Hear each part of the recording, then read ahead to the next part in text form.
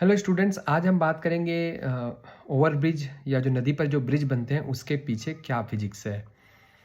आपने महसूस किया होगा कि जब आप ब्रिज पर खड़े रहते हैं और कोई भारी ट्रक वहाँ से होकर गुजरती है तो ब्रिज हिलता है या वाइब्रेशन बहुत ज़्यादा होता है ब्रिज का। एक्चुअली ब्रिज तो कंक्रीट का बना होता है, वो तो पत्थर का है, फिर क्यों हिलता है? इसके पीछे ये लॉजिक है। एक्चुअल में ब्रिज जो है वो इलास्टिक बॉडी होती है। इलास्टिक बॉडी मतलब जब आप उस पर फोर्स लगाते हैं तो वो डिफॉर्म हो जाती है, फोर्स को हटाते हैं तो वो अपनी पोजीशन पर वापस आ जाती है। इसके पीछे की फिजिक्स इलास्टिसिटी है, हुक्स लॉ है। हमने पढ़ा है इलास्टिसिटी में कि जब बॉडी पर कोई भी फोर्स लगाते हैं तो बॉडी विकृत हो जाती है, डिफॉर्म हो जाती है।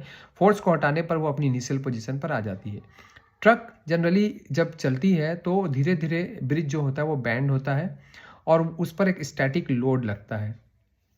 लेकिन ट्रक चलता है इसलिए उस पर डायनामिक लोड भी लगता है, जो कि उसके पहिए उछलते हैं, सड़क अनइवन होती है जिससे एक वेव्स निकलती है और वाइब्रेशन हमें महसूस होता है।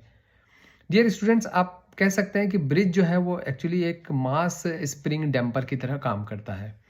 हर एक बॉडी की एक पर्टिकुलर फ्रीक्वेंसी होती है और अगर ब्रिज की फ्रीक्वेंसी जो है वो ट्रक की फ्रीक्वेंसी के इक्वल हो जाए तो रिजोनेंस होगा। रिजोनेंस में आपको मालूम है कि एम्पलीट्यूड बहुत ज़्यादा हो जाता है। एम्पलीट्यूड बहुत ज़्यादा होगा तो वाइब्रेशन ज़्यादा होगा तो ब्रिज क्या होगा, टूट जाएगा।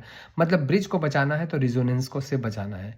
फ्रीक्वेंसी सेम नहीं होनी चाहिए। जैसे घरों में आपने देखा होगा कि अगर हम बॉक्स बजाते हैं या फिर डीजे बजता है तो बर्तन खनकने लगते हैं, गिर भी जाते हैं, तो फ्रीक्वेंसी वहाँ भी सेम होती है तो रिजोनेंस होता है, इसलिए ऐसा होता है।